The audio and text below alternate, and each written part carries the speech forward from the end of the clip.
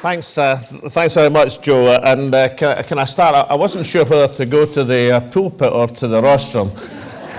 But I decided on balance that the rostrum might be more appropriate. But I do want to thank Dr. Flora Monroe for the use of the congregation's premises today. We held the cabinet meeting, if I could say to Flora, in the hall, and I would say there have been warmer places to hold a cabinet meeting, but this was all to the good because it kept the business very tight, moving along. There was no long speeches, so this may be the first time we've held the Scottish Cabinet in Portlethen, but who knows, it might not be the last time. I can't stand these long-winded meetings in Edinburgh. Let's have short, sharp meetings in the church hall in Portlethen. I should say that Flora's vestry is warm and toasty, incidentally. No problem there. But I do thank Flora for her hospitality and courtesy today, because this morning, accompanied by Flora, we laid a wreath at the War Memorial just outside this church. Two of the names on it are Alexander Craig and John Wood, fishermen from Portlethen who joined up in August 1914 and who died during the final phase of the Battle of the Somme. Now, I mention these two soldiers in particular, and they're two of 27 Portlethen men whose names are on that war memorial. They died during the Great War, and I mention them because both Alexander Craig and John Wood left wills, which are in the possession of the National Records Office for Scotland. John Wood was 18. He wrote his will on the 13th of November 1916. He left all of his possessions to his father, as many of the young men in these circumstances did, because they were next of kin, and understand he died that very morning. The two wills are among 26,000 made by soldiers during the Great War, which the National Records for Scotland today are making available online to all members of the public. Now, the reason for that is that this year and over the next 5 years we are commemorating, and I stress the word commemorating, not celebrating, commemorating the centenary of the Great War. And one of the things we want to do is to enable people, perhaps in particular young people, to learn about those who died, to learn about those who died as personally as possible, not statistics, but learn about the personalities, the names and the backgrounds of those who died from the local communities, to find out about their lives, the conditions they fought in, to reflect on the impact of the conflict in the communities around Scotland and around the world, and to consider therefore the horror and the waste brought about by the Great War, and indeed all wars. And today's move by the National Records of Scotland is just one, but in my estimation, a highly appropriate way in which we begin that series of commemorations.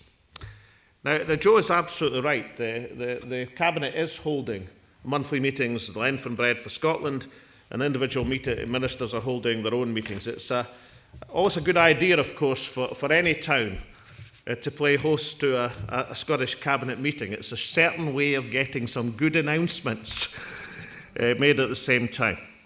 So I'm going to start with one of these relevant to this community. Jubilee Hall has been a focus for this community since it was first opened in 1889, a couple of years after Queen Victoria's Golden Jubilee. In recent years, the Jubilee Hall project has worked extremely hard to restore the hall to its former glory. So I can announce this morning that the government is going to provide £60,000 to that project.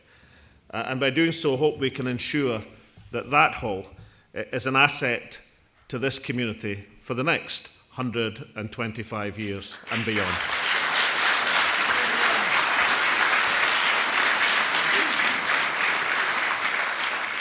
And Flora, who knows, we might do something about the heating in the hall over here as well.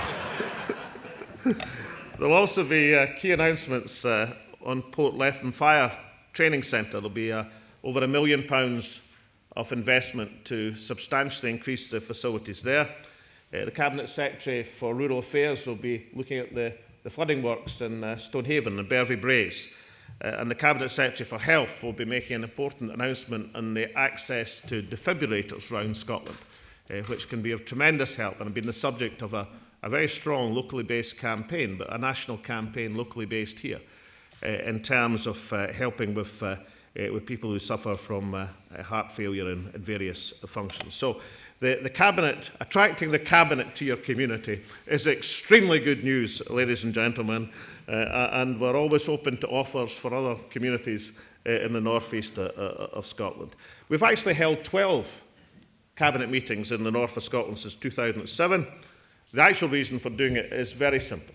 It's a demonstration that this is a Cabinet just like it's a government and a Parliament, not just for Edinburgh, but for all of Scotland. Now, you might be aware that the UK Cabinet is also meeting in the Aberdeen area today. And if at any point during these discussions David Cameron walks in, then I just want to say I'm available for this debate, right? I'm here, I'm ready, I'm willing. And let's take the opportunity of this geographical coincidence in order to pursue the debate that so many people in Scotland want to see. But, you know, there's another important comparison. This is the 12th public discussion from the Scottish Cabinet here in the north of Scotland. It's actually only the second time in history that the UK Cabinet has met in the north of Scotland. It met in Inverness in 1921, when Lloyd George summoned the Cabinet, many of whom were in Highland States, busy, well, I can't imagine what they were doing in Highland States, but nonetheless that's where they were, and Lloyd George summoned them to Inverness during his summer holidays. Actually, they signed or made the Cabinet agreement to sign the Treaty for Irish Independence at that Cabinet. So who knows, a portent of things to come, perhaps. But the key point I was going to make is the UK Cabinet is coming to Aberdeen, but they're not having any public discussion or access. And it does seem a wasted opportunity, not just in not having the Prime Minister, First Minister debate, but allowing people from this area to question the UK Cabinet over its range of responsibilities. That opportunity you will have today in questioning the Scottish Parliament. I have to say I've got Scottish ministers. I've got an ulterior motive for bringing the entire ministerial team along here, of course, because you see, if any of you ask seriously difficult questions, then of course I have this array of ministers to delegate to. If, on the other hand, they're reasonably easy questions, then I'll step forward personally and take responsibility for them. But you'll have the full Cabinet team to have your access to as individuals, as citizens, in order to question the politicians who act on your behalf. Now, some of the key themes taking place in both Cabinet meetings today have been about the future of energy, and particularly the future of the oil and gas industries. And I'd like to welcome some of the progress that's being made today. Serene Wood's report on oil and gas regulation, I think, is a welcome development. It's something that I support. I think that regulatory authority should be established here in Aberdeen, in the northeast of Scotland, in the centre of the oil and gas industry. The point about Ian's report is this, that he has identified that with a regulator ensuring the sharing of infrastructure, then it's possible to see an additional 3 to 4 billion barrels in addition to the 24 billion barrels expected to flow in oil and gas over the next 30 to 40 to 50 years. As he's pointed out, that additional recovery would be approximate to £200,000 million on its own, to add to the 1.5 trillion. One of the most important things I ever got told when I was an economist is for most folk, anything over $1 million is just a big number. But 1.5 trillion is a very, very big number. That's the estimated value, the wholesale value of North Sea oil and gas over the next 40 or 50 years or so. What's a trillion? A trillion is 1,000 billion. What's a billion? 1,000 million. So it's 1,000 million. But the key point about that figure, and the key point to understand, and the key point which Serene Wood understands, is that figure, that wholesale figure, that 1.5 trillion, that is actually greater than the value of oil and gas in wholesale terms over the last 40 years. And the key point he makes in his report is about how to extend and augment that. But the absolutely critical point, and the one that should be understood, that even though production peak was some time ago, in value terms, because of the rising price of hydrocarbons, the greater part of the value of oil and gas is still to come in wholesale terms. And if we follow the wise provisions in Ian Wood's recommendations, then we can augment that further. The second announcement is the next stage of the carbon capture project at Peterhead Power Station. I've got some form and history in this. I had the great privilege of representing Peterhead for almost a quarter of a century, and for 10 years, over various phases, I've been campaigning to see this project. Carbon capture and storage is about taking the carbon dioxide and then taking that into North Sea abandoned or near abandoned fields and re-injecting the carbon dioxide to store it. In other words, taking the carbon dioxide, instead of it going into the atmosphere, securing it with an oil field accumulations. In some cases, you can get the extra bonus of re-injecting it and getting more production out of the North Sea as well. I think it is absolutely critical that countries which have serious oil and gas industries, which are rich in hydrocarbons, are also at the vanguard of looking at technologies which can answer some of the environmental imperatives that lie before us. And if carbon capture can be made to work in Peterhead Power Station, not only will it generate a great deal of electricity for hundreds of thousands of homes across Scotland, but it'll also do it in an environmentally sustainable way and introduce a new industry, because potentially hundreds of years of Europe's CO2 emissions could be stored safely in North Sea aquifers and old North Sea fields. So it may be the shape of the future, and I welcome, we're not there yet incidentally, but I welcome the advance of that project to its next stage. And thirdly and finally, the Oil and Gas Innovation Centre that the Scottish Government is announcing as a combination between the universities and the industry. 450 academic staff, we're combining with the 2,000 companies across the industry, centred in Aberdeen, but reaching out to 450 academics across Scotland. And they'll be looking at technological innovation, the solutions for enhanced oil recovery, for seismic resource imaging, for asset life extension. They'll be providing some of the intellectual brainpower and innovation to back up the engineering challenges we face over the next 40 or 50 years.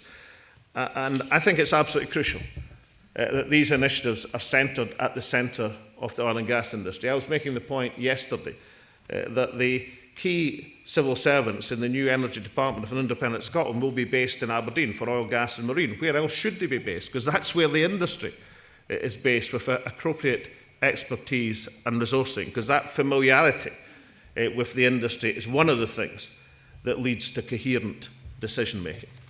Now, part of the political debate in oil and gas, and I've got some form in this. I was an energy economist before I fell among thieves, by which I mean the House of Commons, not the Scottish Parliament or the Scottish Government. And back in the 1980s, I developed the North Sea Oil and Gas Index, still used to this day. I regret the fact I didn't patent it. I should have thought of that at the time. So I've been involved in this debate for a long, long time. And it is interesting how much of the debate repeats itself. We're told today that North Sea oil and gas is better handled by a big country like Britain as opposed to a small country like Scotland. That's a very interesting concept for people in this part of the world who can glance across the North Sea to Norway, a country smaller than Scotland, but a country which by every observation has handled its North Sea oil and gas resources substantially better than the stewardship from Westminster. I don't mean handling them better just for the companies earning profits and investment, that's important, not even just for the workforce in terms of their terms, conditions and their safety, which is hugely important. I mean handling an oil and gas resource for the community as a whole, because I think, as is well known in this part of the world, that Norway, since the late 90s, has accumulated much of its oil wealth into what they call a pension fund for future generations, which is worth now some £100,000 a head for every man, woman and child in Norway.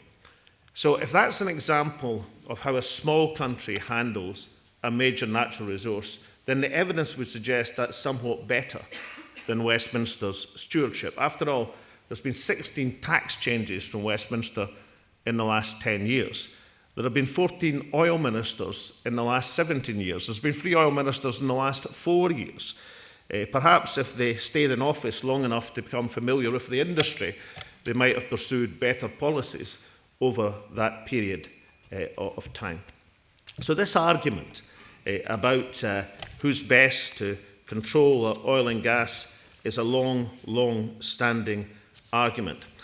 I was struck last year by the emergence of Denis Healey, one of my favourite figures from recent UK political history. And Mike Yarwood, if you remember Mike Yarwood, best ever impression was that of Denis Healey, the former Labour Chancellor. And Denis emerged back into the debate in an interview in the Sunday Post last May, where he said a quite significant thing, quote, "I think we did underplay the value of oil to the country because of the threat of nationalism. But that was mainly down to Thatcher." And of course, to a certain extent, he was right, because the person who was doing it more than anybody else was Bernard Ingham, who was Margaret Thatcher's, he was the first of the spin doctors. And looking back, Bernard Ingham informed everyone, "Information Division has sought for some time in briefing to undermine SNP claims to North Sea oil. Indeed, it's part of my standard sales patter." Well, the standard sales patter continues on to this day. Norway indicates and demonstrates how a country can effectively manage its natural resources. Norway indicates and demonstrates about how having an oil industry is actually an asset, not a liability. Oil and gas in Norway is 30% of its revenues. In Scotland, it would be 15% of its revenues. It provides an example of how a country can steward its natural resources in an effective, efficient, and long-term way. But there is a great deal more to the Scottish economy than oil and gas, however important that's going to be over the next 30, 40, or 50 years. Scotland's got what it takes in economic terms to be a successful independent country, because we have the foundations of a strong and diverse economy. We have more universities per head than any other country in the world. We have a world-beating food and drink industry. Its turnover is aiming to beat £16,000 million. We have a world-class manufacturing companies, particularly in engineering. And in the engineering sector in oil alone, for example, is now exporting some £8,000 million to the world. The tourism industry in Scotland employs 200,000 people. We've got a creative industry of arts, film, fashion, music, which contributes already some £3 billion to the Scottish economy. We are a hotbed of new industries, such as life sciences. We have a quarter of the potential marine renewable resources, not of the UK. We have a quarter of the marine resources of the continent of Europe. So oil and gas is a bonus. Without oil, the productivity, the GDP per head of the Scottish economy is approximately the same as the UK's. With it, it's 20% higher. Looking at Scotland with oil, we're among the top 10 countries. We're about 8th in the world. Of the developed countries, the UK would be 18th. So in every terms, Scotland is a substantial economic proposition, and oil and gas should be used as a bonus. It should be used as part of the stewardship in terms of a long-term policy to which we can look to our friends across the North Sea for a prime example. But wealth is one thing. There's another aspect to building a prosperous economy, important though that is. And that's how you match and marry a prosperous economy to a just society. So this campaign and explanation for an independent Scotland is not just about demonstrating that Scotland could be a successful independent country. To a great extent, even our opponents now accept that in economic terms.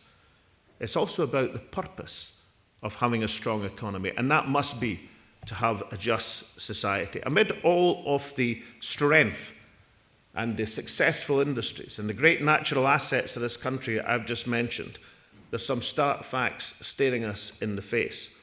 2 years ago, there was no food banks in Aberdeen or Aberdeenshire. Now there are 3 in Aberdeen, Bankery, and Inverurie.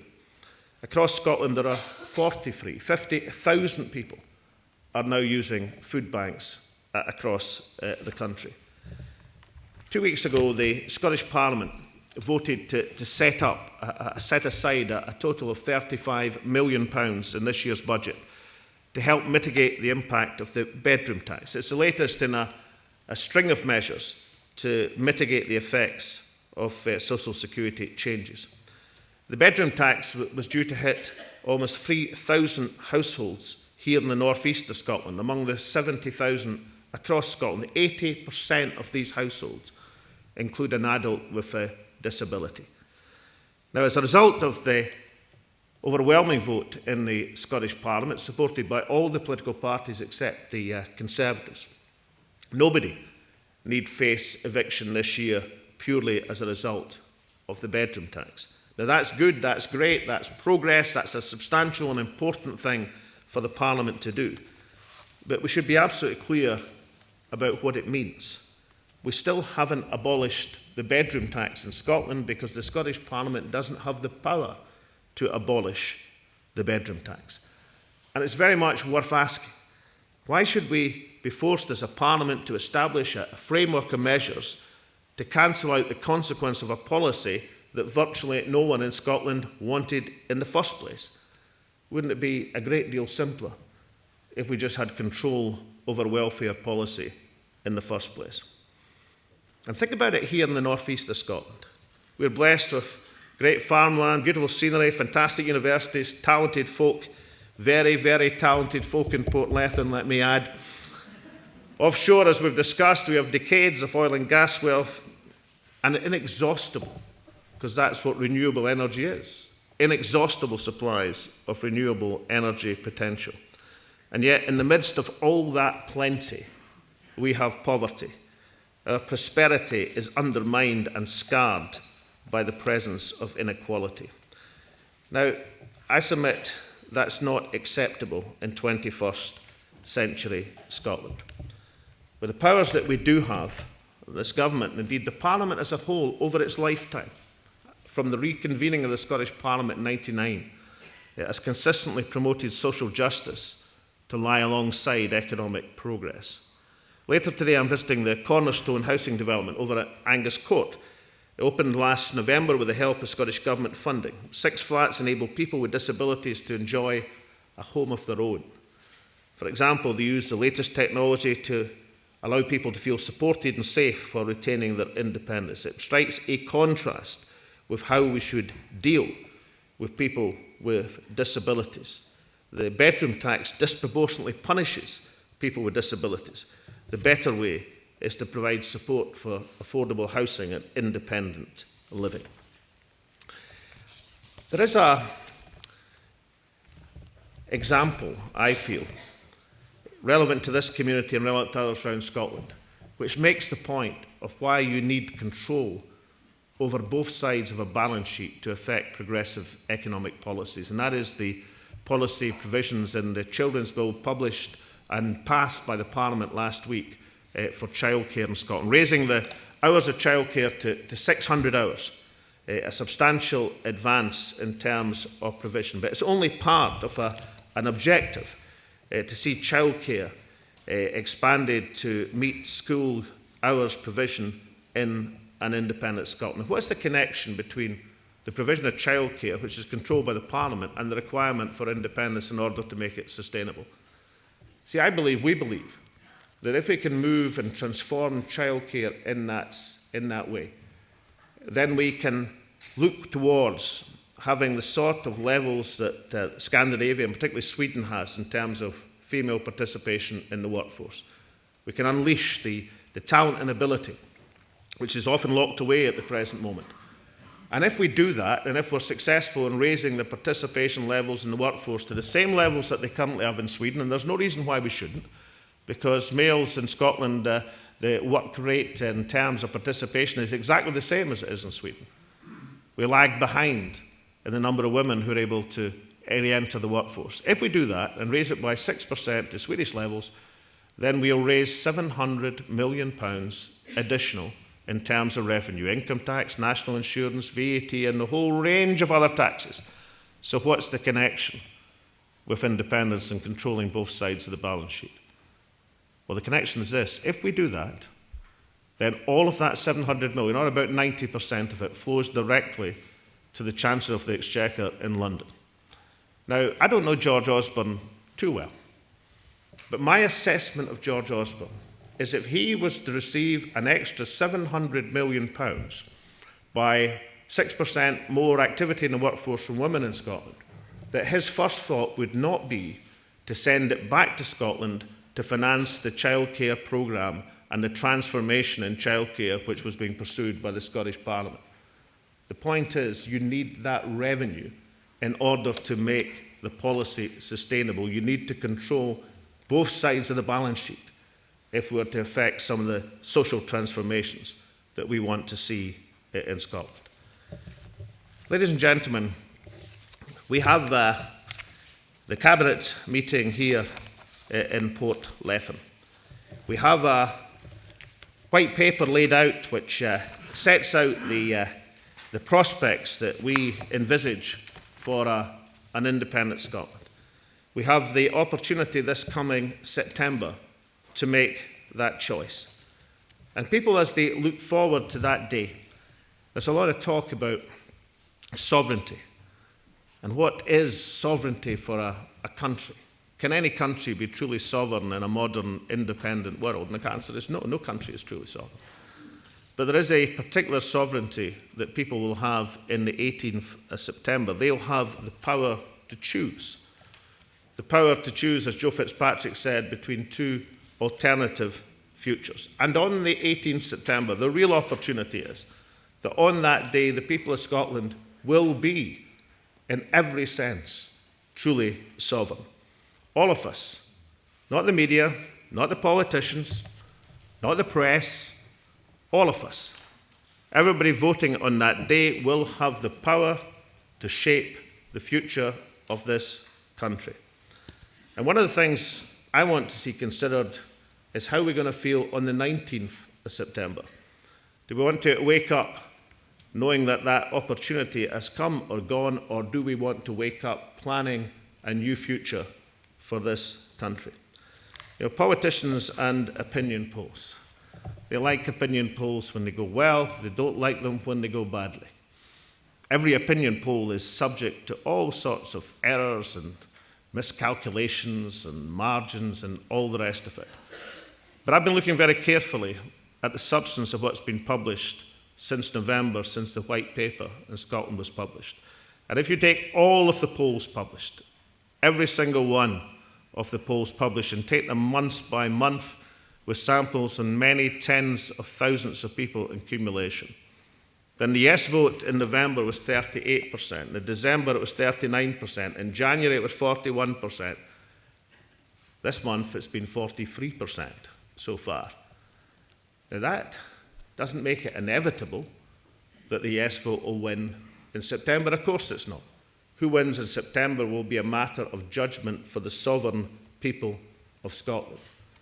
But what it does indicate to me, that when you put out a positive platform, when you start to talk and discuss and engage in meetings like this with the people of Scotland, when people get the opportunity to ask and have answered their questions, then that form of discussion and dialogue is the best possible circumstances to take us forward to the 18th of September. And the key argument, the key decision point, the key definition that the Yes campaign are making It's not about an economic statistic. It's not about the next 50 years of oil and gas. It's not about the potential of renewable energy. It's not about any statistical calculation. It's about a simple argument at base, that the people who will make the best decisions about the future of this nation are the people who work and live in this country. That no one else, anywhere, will make better decisions than the people will make. And on the 18th September, we have the ability to create the circumstances which will allow the people to do exactly that. Thank you very much.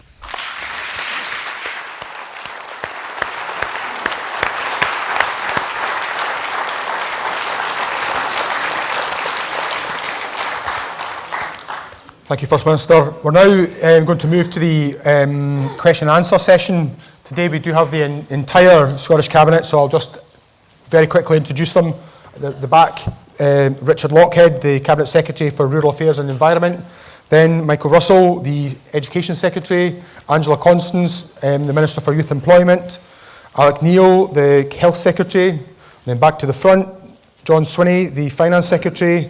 Fiona Hislop, the Culture Secretary, First Minister. Then Nicola Sturgeon, the Deputy First Minister, and Ms Kenny McCaskill, the Justice Secretary. I'm going to take questions in batches of 3 and then invite the First Minister and the other members of the Cabinet to respond. Now, we do normally have more questions than we have time for, so I urge you to put up your hand early on, and also to try and keep your questions as short as possible, and the Cabinet will try to do likewise, and then we'll get round as many people as we can. If we don't get to your question, don't worry. There were forms on all the chairs earlier, so if you write your question on those forms, there's a box at the back of the church, and if you put it in there, then every question will receive a written reply. So if we can make a start, if people want to put their hands in the air, and I will just go around the room. Okay, the gentleman here, and the gentleman here, and the lady at the front here. Hello. Being a retired Could you say your name? Oh, my name is James McPherson. I'm a retired businessman, and in every business, the main part of it is a balance sheet. And Scotland going on its own, it will need a balance sheet. When are we going to see an accurate balance sheet, income and expenditure, that we can look at and see what's right and what's wrong? Okay, thank you. Yes, my name's Jack Mitchell. I'm retired. I used to work in the offshore oil and gas industry for a number of years, both in the North Sea and abroad. And my question is based on our present and future policy as far as foreign aid is concerned. We all hear about so much money pouring out of this country and Great Britain to second world countries, and the total abuse that happens in these countries. Could we please have an explanation why we do it, what we gain from it, and will we continue in the same, maybe for the betterment of Scotland? Okay, and the lady at the front. It's for the young folk. What are the plans for regenerating industry for the next generation? Okay, thank you. If I can take the first question from James first. We've set out in the white paper, in particular page 75, a balance sheet looking at the first year of independence, 2016, 2017, and then further than that, set out the plans for how you grow the economy. Because as you rightly say, any business person will look at a balance sheet and then look at what the plans are for the business to grow and expand the economy.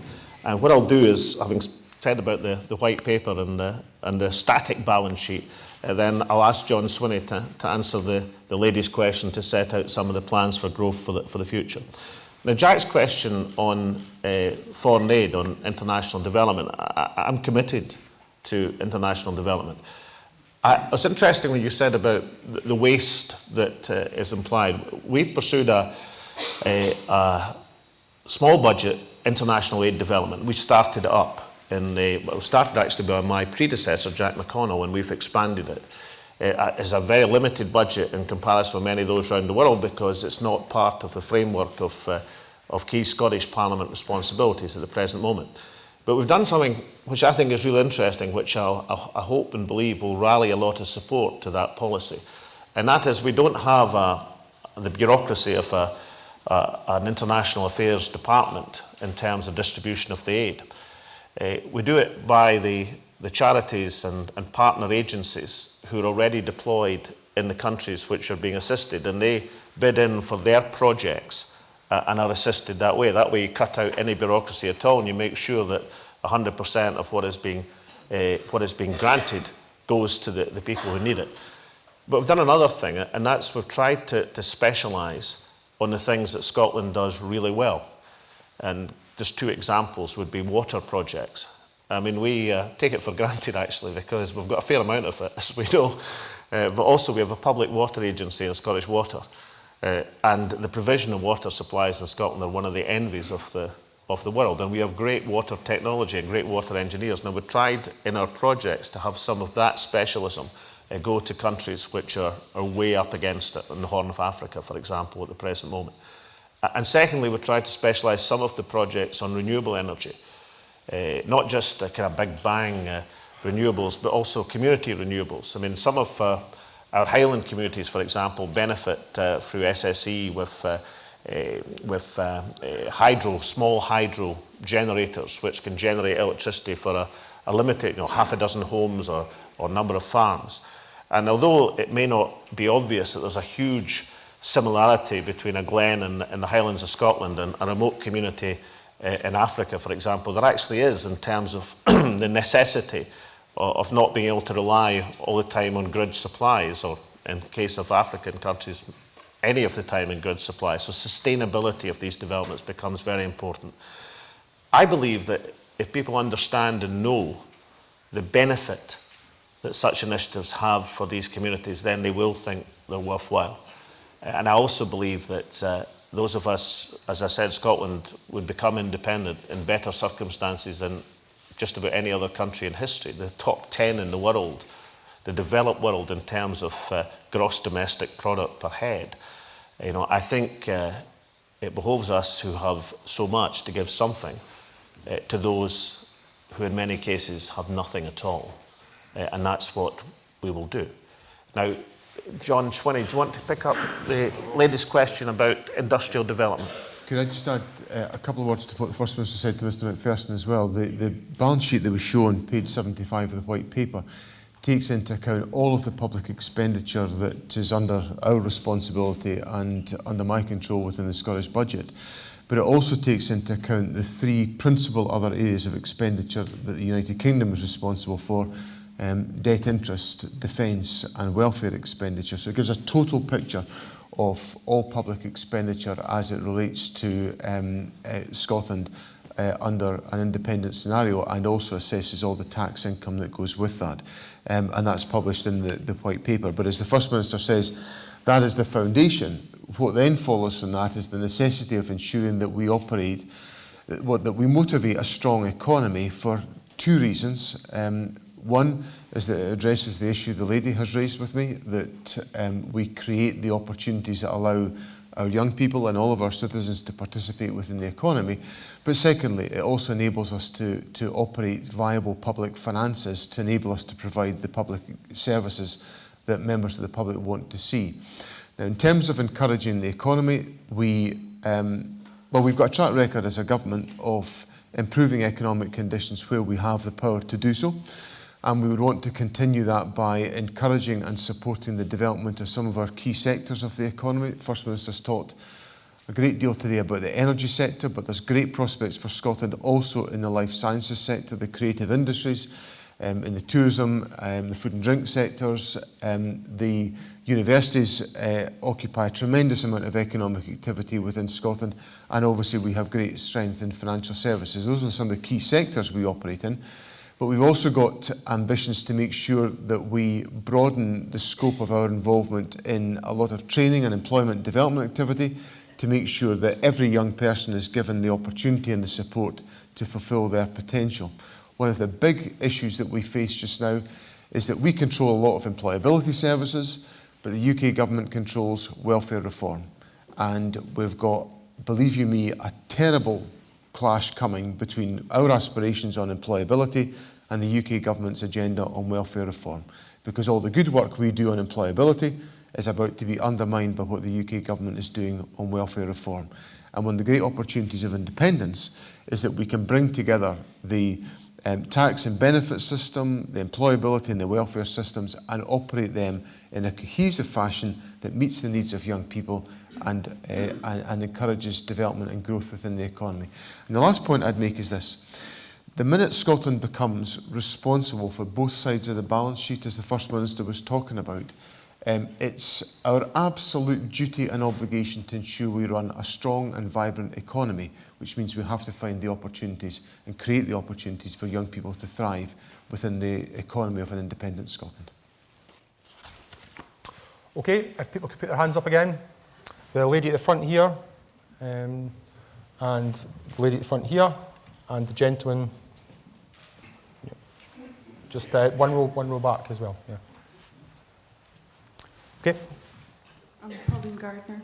I've lived in the North East for most of my life, and at the moment I feel very distanced from Westminster. You know, what if I vote yes? What are you going to do for the North East of Scotland and ensure that we're not as remote from the Central Belt as we are from Westminster, as in more funding for our councils, more council housing being built?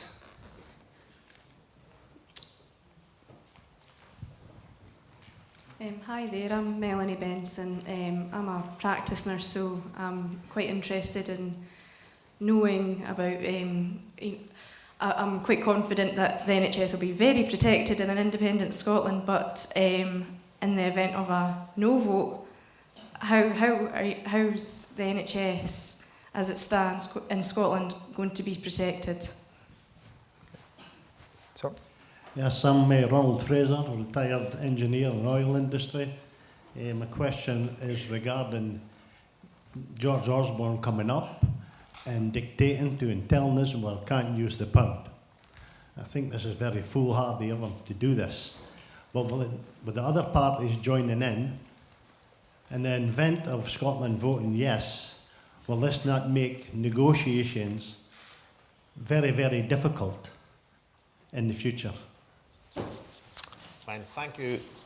To take the three questions in turn. Firstly, is it Polly? I've represented the North East of Scotland for, I was going to say more years than I care to remember, but I'm afraid I can calculate it's 27 years. So I'm very conscious of the necessity in terms of government administration to make sure you include all of the country and not make the mistakes that Westminster has made so often. And I hope that, for example, just take one example, the announcement I made yesterday about the Energy Department of an independent Scotland, where it would be located. I fought a long and partially successful battle way back in the 1990s to try and get some of the key jobs in oil and gas moved to Aberdeen, but still by a substantial margin.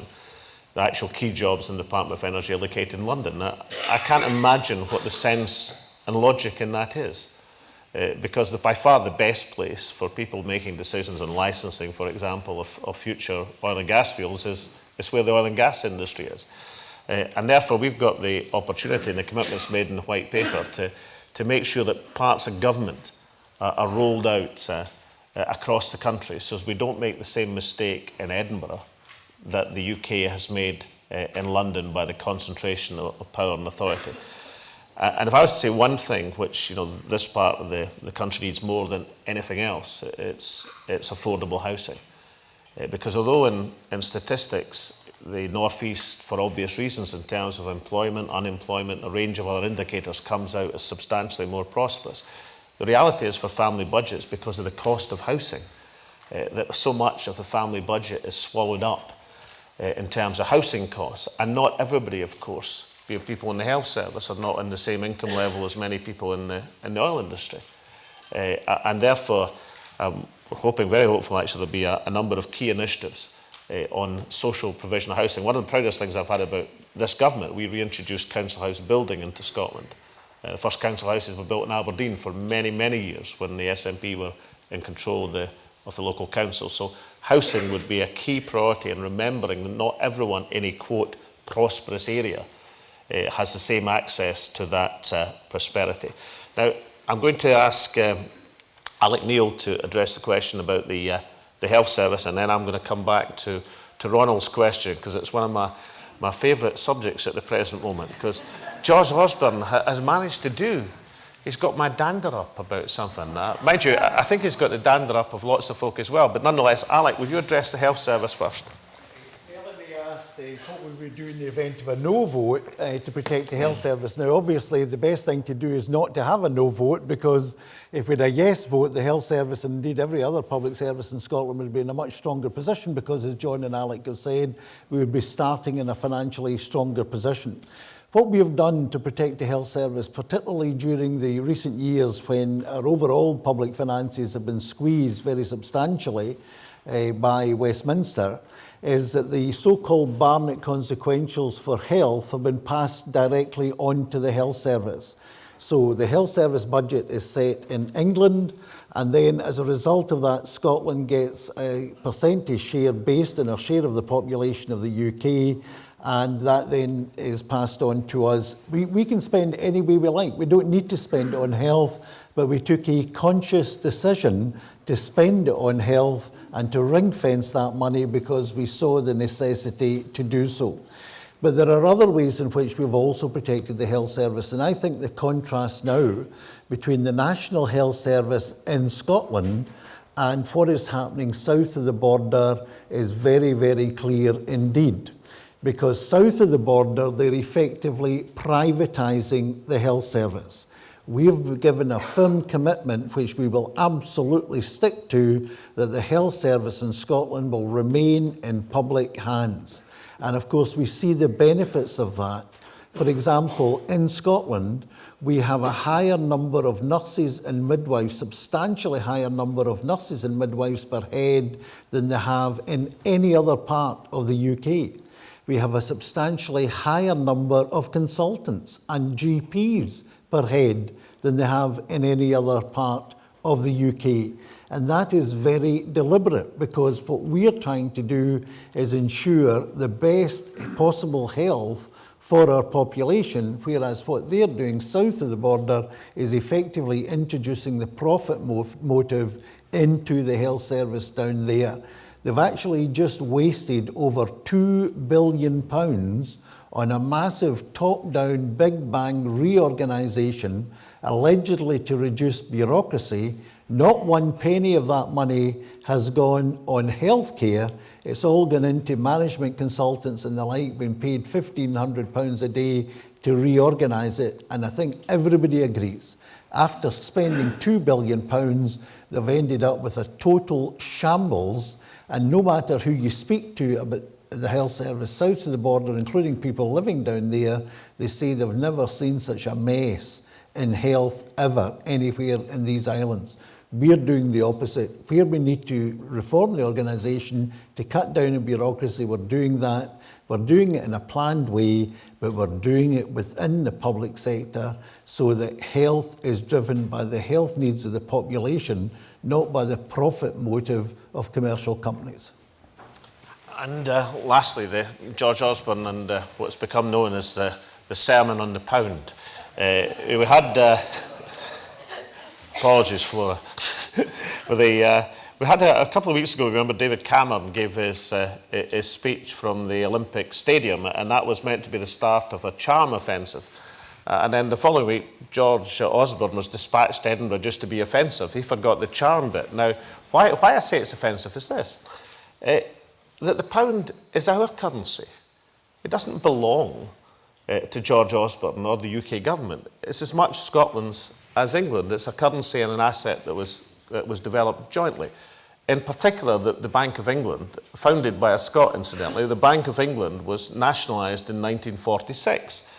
And the Bank of England holds 1/3 of UK debt at the present moment through this mysterious process called quantitative easing. So the Bank of England has title to 1/3 of UK debt, but there's no doubt it's a nationalised asset. Nationalised in 1946, it's one of the public assets of the country. So this is why I described George Osborne's intervention as bluff, bluster and bullying.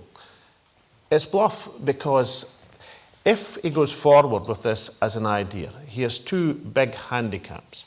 The first one, he would have to explain to businesses in England, if he forces Scotland into another currency, why he thinks it's a good idea for them to pay transaction costs in order to export their goods to Scotland.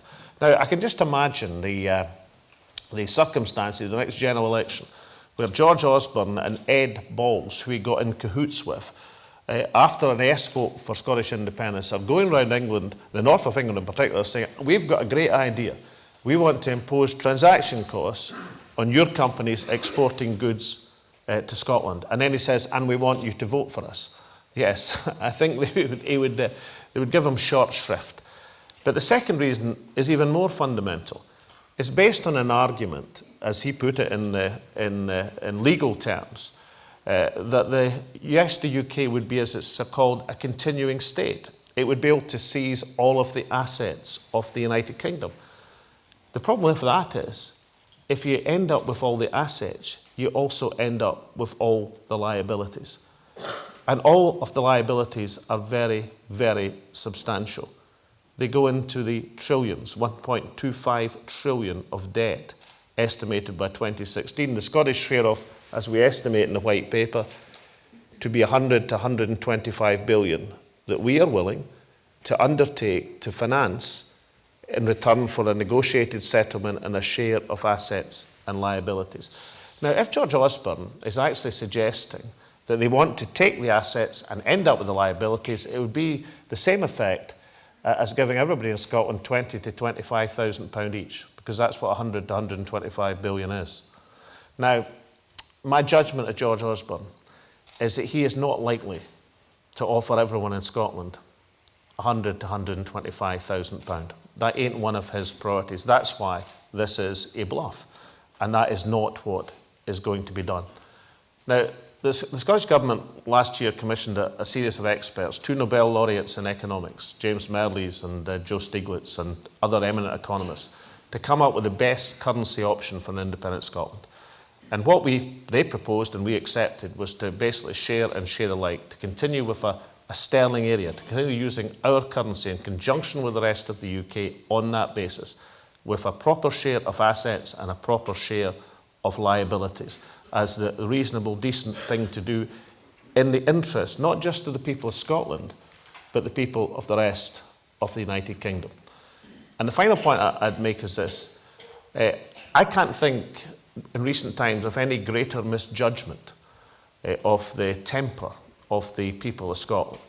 And I don't mean by that getting angry. I mean the nature and calibre of the people of Scotland, to actually believe that the way you can convince people in Scotland to come onto your side is to lay down the law by edict and issue an instruction, you shalt not do this, and to claim that a public asset which has been built up jointly over generations somehow is now in the gift of George Osborne. That's why it's bullying, and that's why his speech has rebounded badly on the No campaign. Okay, if you raise your hands again.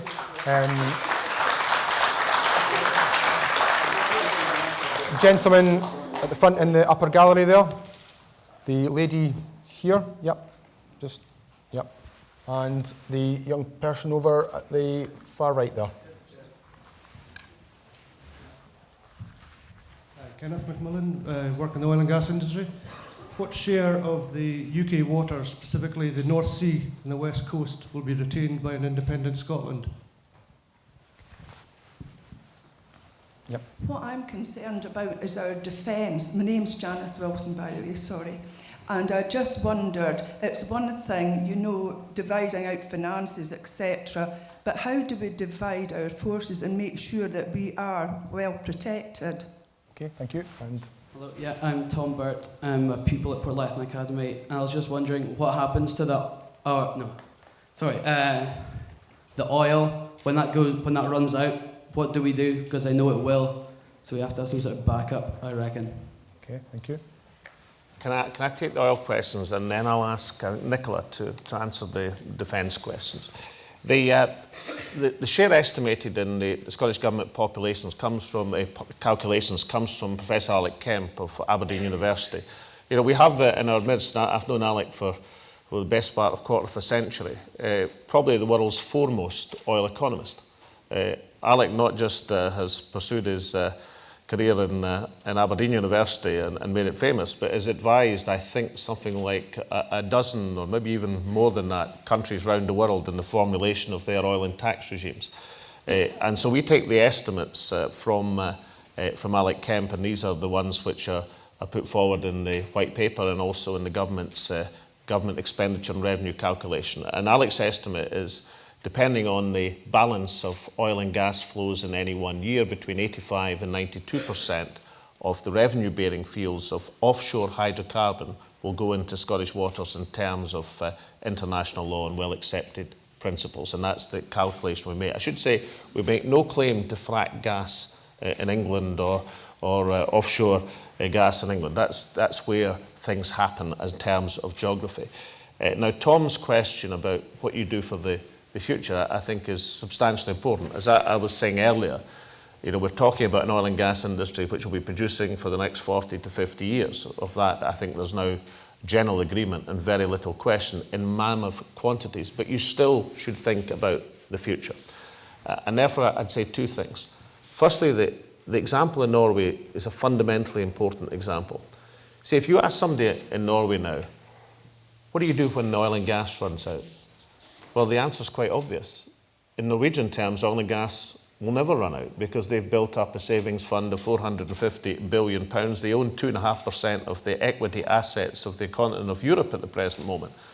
And so long after there is no oil and gas left in Norwegian waters, that savings fund, that pension fund, will continue to power forward the Norwegian economy. They've made that provision over the first years of oil and gas, and it's something we've got to do over the next generation of oil and gas. And the second point I'd make, and the reason I pointed out the range of other key assets in the Scottish economy, is you can't focus an economic policy on an asset, however important, that asset alone. You've got to develop the range of other industries and specialisms that your economy has. But it is of fundamental importance that in Scotland we recognise not just our areas of weakness as a society and the things socially we have to do, but also the substantial areas of strength we have as a country. You know, it is something that not everybody has on the tip of their tongue, that we've got more top universities per head than any country in the world. We've got more cited research papers than any country, with the sole exception of Switzerland, per head of population. These are huge strengths for a country to have. And strengths that we should recognise, because it's the development of these underlying strengths that is of fundamental importance as you secure the future. So oil and gas in the Scottish economy is a bonus beyond which there is a strong underlying and totally productive proposition. I believe if you combine the natural assets of Scotland with the human assets of Scotland, which are actually more important than any natural resource, so the natural resources with the ingenuity of the people, then we can produce something pretty special in this country. A prosperous economy, certainly, but also a just society. Nicola, do you want to answer the defence question? Yes, Janice, the question you've asked, obviously there's a lot of detail in the answer. If you have a white paper, I think everybody here has been given a copy of the white paper.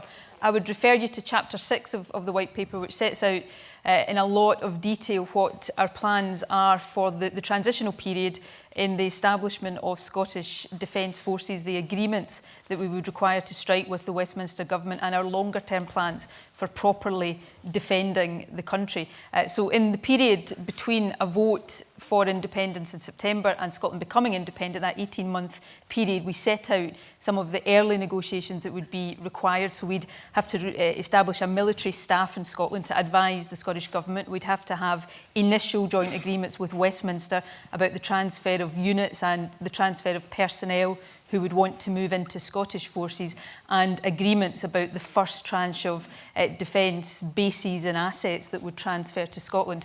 But pages 239 to 241 in particular, set out the defence forces we would seek to have at the point of independence, after 5 years and after 10 years. And our overall aim is to have defence forces, regular defence forces of 15,000 in Scotland between the three services, and 5,000 reserve personnel. We'd have a defence budget of about £2.5 billion. That's comparable in terms of the share of our economy that represents to other small countries.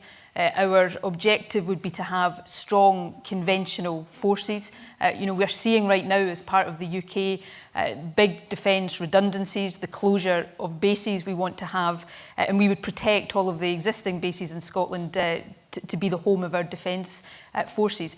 One of the big differences between ourselves and the UK government is that we don't want to have nuclear weapons in Scotland. I don't think I've always opposed nuclear weapons, but I suppose at least during the Cold War you knew who they were pointed at. There is absolutely no rationale for nuclear weapons in Scotland right now, so an early priority would be to agree the safe removal of nuclear weapons from Scotland. And one of the big decisions in this referendum, of course, and one of the big decisions between a yes and a no, is whether if we vote no, we're going to see the replacement of Trident at a cost of £100 billion versus the ability with a yes vote to have Trident removed and proper investment in conventional forces. So that's the outline of our plans for defence. But as I say, if you go to chapter 6 of the White Paper, you will find a lot more detail underpinning our thinking. Can I say I'm willing to sign copies of the White Paper? I say this because I read in the Sunday Press yesterday that on eBay you can get 127 quid for my signature, slightly more than Beyonce, which I was very, very pleased about. I'll get you them for half that if you want. We're getting an auction. But I was alerted to this fact by my lady wife in Stricken last night, who for the first time in her life asked for my autograph. And I had no idea what she was doing until she pointed to the paper. So I'll sign a few copies if you promise not to put them on eBay.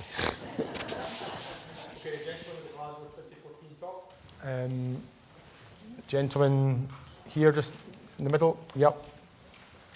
And the young chap right at the back there. Yep, yourself, yep. Good afternoon, my name's Kevin Hutchins. Getting to ask this question is worth £10 to charity. I bet the press I wouldn't get to ask a question.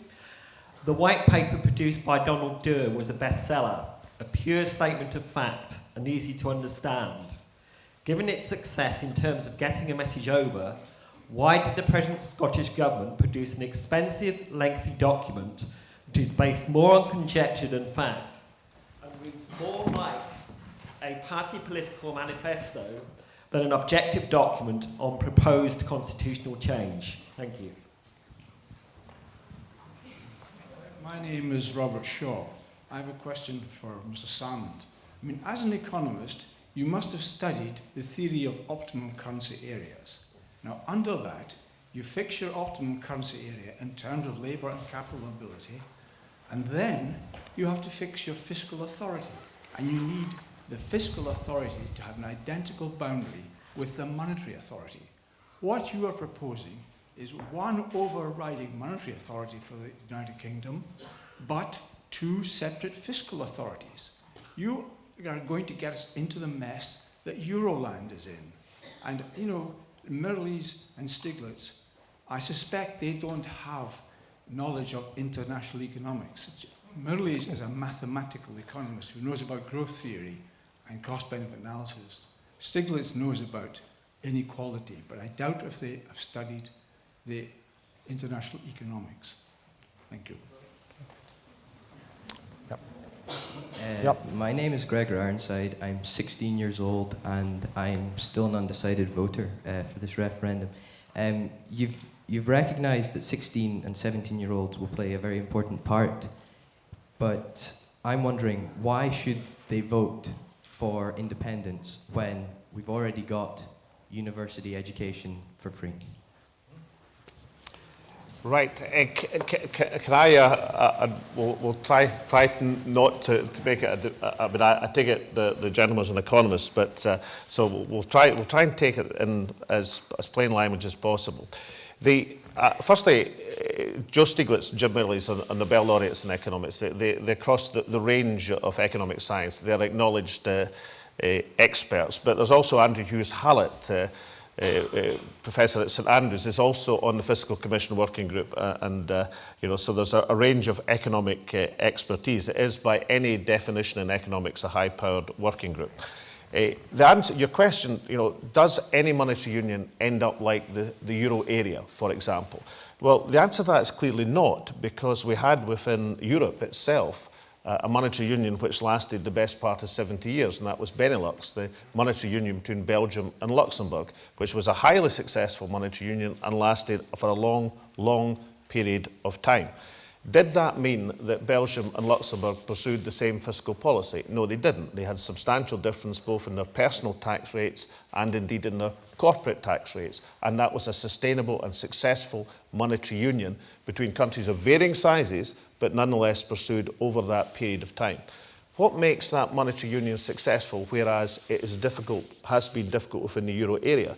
Well, basically, as the Fiscal Commission Working Group argued, because of the similarity in productivity.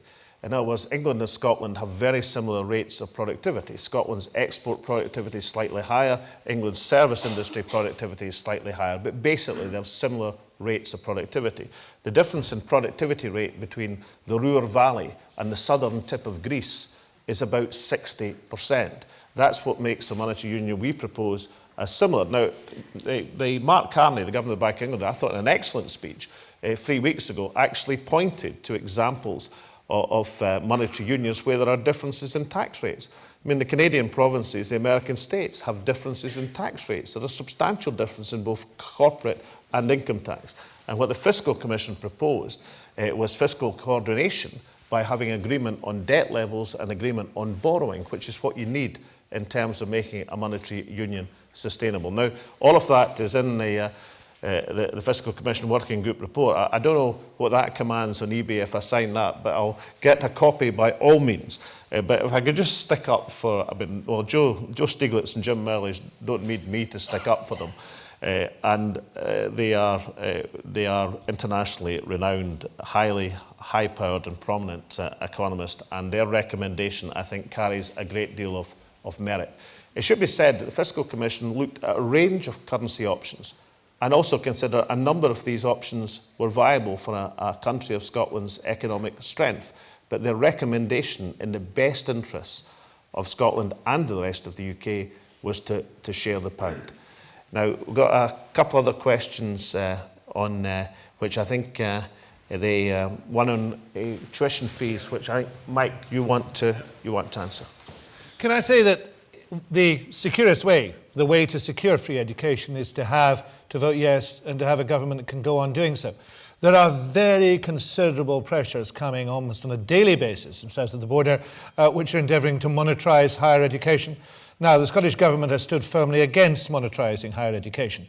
But we saw today, for example, the possible reference of higher education south of the border in terms of a monopoly delivery on price, which is designed to allow certain universities to go from £9,000 a year, where the cap is south of the border now. In Oxford is talking about £16,000 to start with. I've heard academics talking about £25,000 a year to start with. So in order to keep where we are, to keep delivering free education, we need to make sure that we have an even stronger authority to do so.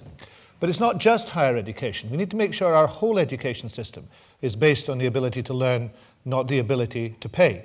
Because there are also, in the fragmentation of the education system south of the border, a desire to further monetise that system. We've got a considerable problem in Scotland in what we call the attainment gap throughout education. That, in the words of the Ontario educator, Avis Glazed, poverty is destiny. That if your educational achievement is defined by where you come from. We've done some considerable work to close that at every level of education, to open up access to higher education, to make sure in schools that gap closes. But to go on doing so, we need to have welfare, taxation, and labour market regulation powers here in Scotland, so we can actually use all those powers to close the attainment gap, to make education better, to give fairer chances, and to continue to deliver opportunity in education to every young person. Now that's been an achievement so far of the Scottish Parliament. It's made progress in those things. But unless it has those full powers, it can't achieve all we need to achieve in education for future generations. We've introduced a new curriculum. We've got a lot of progress going with Curriculum for Excellence. We've got an education system that is moving ahead in the world. The best way to secure it is to make sure that we are able to continue to make decisions across the range of things that affect education, as opposed to only make decisions in education. Because when we do that, then the influence from elsewhere will work against the interests of Scotland's young people. Okay. Now, there's Kevin's question about the white paper. Kevin, if you'd been a great fan of the white paper, I would have stepped forward and answered your question. But since you're not a great fan of the white paper, I'm going to ask Ms Sturgeon, who coordinated its launch, to answer your question. It's quite heavy. I'll let people hear. Everybody's been given a copy of this, so if you haven't already had the chance to read it, then take it away and read it. You might not get from page 1 to page 670, but dip in and out of it and see what you think. As First Minister said, I was fairly closely involved in writing it, so I'm probably a bit biased about its content, so I'll let you judge for yourselves. Why is it so big and heavy? It's because we decided to give people what they said they wanted, the information and the detail and the answers to the questions that people have been asking. And one of my MSP colleagues, Christian, there is waving the fact that there's a summary version as well. You also have fact sheets in front of you there that take the key points from the white paper in an easy to read format. There's 650 questions answered in this book. Every single one of these questions was submitted to the Scottish Government by one or other person or interest group across Scotland. So these are questions that were asked of us, and we've put the answers here in one place. So I'll let you judge for yourselves whether you think it's a good read or not. In terms of whether it's a bestseller or not, I don't like to be competitive about these things, but I think it's probably already left the devolution white paper standing quite some time ago. Between the hard copy and the version you can download from Amazon, I think we're heading towards about 100,000 copies of this already have been accessed by people across the country. It was, for a period, #1 in the Amazon download chart, albeit for free books, but nevertheless, I think that's pretty good going. So it's available to everybody who wants it. You can phone up, get it, you can go online and access it. I'm, as I say, happy to let people who read this come to their own judgment of it. What I think would be really, really good is if there was an equivalent on the other side of this debate. Let's have a white paper from the No campaign, and then everybody can read ours and read theirs and make up their own mind. So that's my challenge to the other side from today. Produce your equivalent and then let the people decide.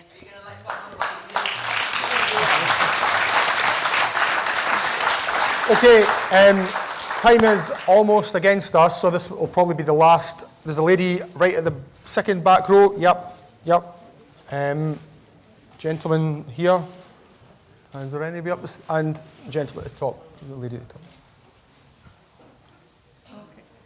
It's Michelle Brady. I've got a question. Obviously now we've been maintaining police officer numbers at 17,234. And since we've moved to Police Scotland, this has been to the detriment of police staff. And we've seen the recent announcement that there will be closures of control rooms in the northeast of Scotland. What's going to be done to address this? Speak into it. Right. Rob Peake, a retired teacher. I'm wanting to address somebody else rather than Mr. Salmond, if we can manage that. I'm thinking about community. Mr. Salmond was going on about the oil, rather greedily, I think, and the amount of money that might be coming through. But the oil revenue has always been shared across the United Kingdom. That's the community I'm interested in. And he seems to be saying, well, we'll be all right and the rest of you can go to hell. I don't really see that as much community.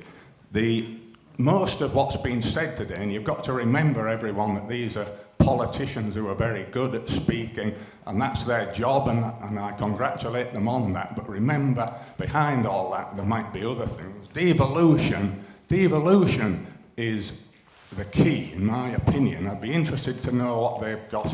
I know they'll say it doesn't give them everything they want, but independence will give them a lot of things a lot of you lot won't want. Massive disadvantages. So don't be swayed just by listening to this Yes Scotland campaign. It should be more about the Yeah, well, okay. Well, we can hear them for the next 7 months. This is the last time you're going to be hearing from me. Right. Okay, and person up the back there. Walter McMullen, retired. Mr. Salmon says a lot about bringing new jobs in. That's great for Aberdeen. But what about the infrastructure, the roads, the rail, and the worst airport in Britain?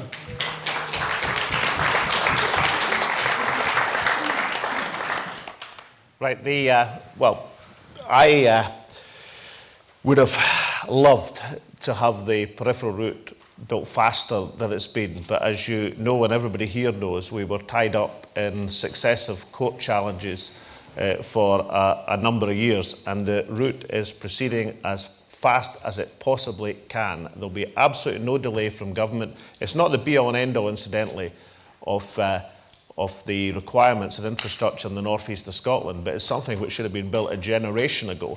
And if I just defend this government, it's an absolute priority.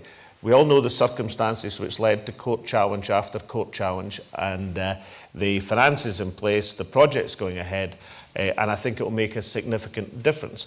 But let's not forget the rail improvement project in the northeast of Scotland, which is going to mean more express services. It's going to take substantial time off the journey time between here and the Central Belt, and is also an important part of our modern infrastructure to one of the great wealth-producing areas of the country. I do regard with some pleasure the fact that as a result largely of the expenditure in the peripheral route, which is going to be many hundreds of millions of pounds, something like 600 million, then it'll be one of the few times in recent history where expenditure in the northeast of Scotland is going to be a very substantial, disproportionate part of the overall capital budget of Scotland. But I think that's as it should be, because there have been many periods in the past where that hasn't been the case. But you've got my absolute assurance that we'll push this project through as fast as we possibly can. And I was going to ask that Michelle's point, can that be picked up by you, Kenny? Yeah. Yes. I mean, obviously we met earlier, Michelle, and it's good to meet again. Can I first of all say there is a police family. We recognise that. It's in every capacity they serve, not simply those who wear the uniform, who carry a warrant card. The Deputy First Minister and myself attended the funeral service for the police helicopter pilot who died in the Clutha tragedy, as the First Minister and myself also attended the funeral service for the female officer who died also within that, and I attended the last funeral of the officer in Arran. So we recognise, whether it's in forensics, whether it's in control rooms, whether it's working within police stations, in whatever capacity, there's a police family, not just the front line, and we pay tribute to all those who serve. We are blessed with an outstanding police service in Scotland. We want to maintain that. A 39-year low in recorded crime, the lowest homicide rate since we started recording records, 60% decline in crimes of violence and certainly knife carrying that's prevalent in many areas of Scotland, though thankfully not so high here. How do we maintain that in the face of huge cuts coming in from the Westminster government? We were not prepared to replicate what is happening south of the border, where almost as many police officers as serve in Scotland will be lost south of the border, where there is a denigration of the police service by politicians who should know better, I think, south of the border, where there's an attack upon the terms and conditions of officers who serve, who sometimes put their lives on the line, as I've said, having been at police funerals recently. So hard decisions had to be made by Police Scotland. Some of that means that we could not go on replicating things 8, 9, 10 times over. And that, as I say, is where the police service have got to.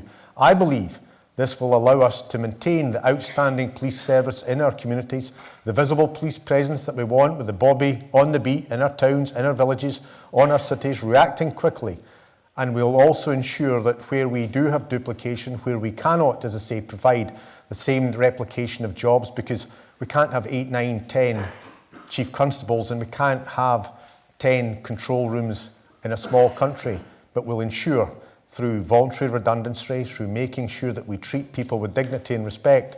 But what I do say is, go back to the first point, we recognise it's not just the officers, men and women, it's that police family. And having been at police funerals, I know it's a police family. Can I just say that I was just looking at some figures. There are now 139 more police officers in Grampian in North East of Scotland than there were when this government took office. Now, that's against a background which, you know, as Kenny rightly says, where there are thousands of officers being lost south of the border from the front line. Now, what's the relevance of that? Well, the relevance of that is the money that Scotland gets at the present moment is based on a Barnett formula. So whatever is spent on the reducing number of officers south of the border is what we get. And therefore, in order to us to have the additional police officers and the additional 139 in Grampian, we have to have efficiencies to be able to do that, to keep the front line intact. Because the most important thing about police and access is that when you do have to call the police, there is an officer available so that you can have that contact in communities. That, I mean, to me, you know, police, and I understand the point about the importance of the police family and backroom staff, but, you know, having a local police service is not having a local chief constable. Having a local police service is having a local police officer, and you can't have that unless we had that expansion in numbers. Now, lastly, Rob, I know you're going to agree with me. I kind of detected that from your question. But I'm just going to say two things to you. One is that, you know, the question of energy today was rather pitched by the debate that the UK government wanted to have today. But, you know, and I think I relish that debate because it's very important to this community. But what I tried to do in the presentation I made is to broaden that into looking at social imperatives in Scotland. Because I don't think this debate about independence is just about economics. I think it's about what you do with the prosperity of the country. That's the point I was trying to make about a just society. And I tried to do that in terms of speech. But in terms of a question and answer session, you know, there was nothing stopping David Cameron or George Osborne today to have a town hall meeting in Dice or wherever they are. I mean, they could have done that. That was their option not to do that. It was their option to stay behind closed doors. And I do think, you know, for or against the cause of independence for Scotland, we are going to continue to pursue these sort of meetings because I know it's an electronic age and I know that television dominates politics and all the rest of it. But there is nothing, absolutely nothing, that beats town hall meetings and the right of people, yourself included, to come and ask their questions, make their point, and have a physical response from real people who sit in front of you. This is real political accountability, and the Scottish Government will continue to pursue the independence campaign in this way, with real people asking real questions.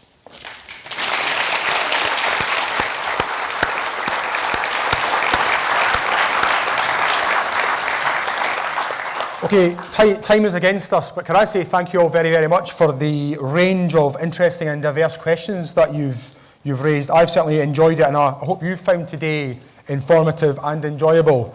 Can I remind you that while this formal part of the discussion has finished, the discussion will continue over in the church hall over a cup of tea and that fantastic shortbread where Cabinet ministers will be able to discuss your issues one-to-one. But for the moment, ladies and gentlemen, can I, on behalf of the First Minister and the Cabinet, thank you for coming along and for your questions.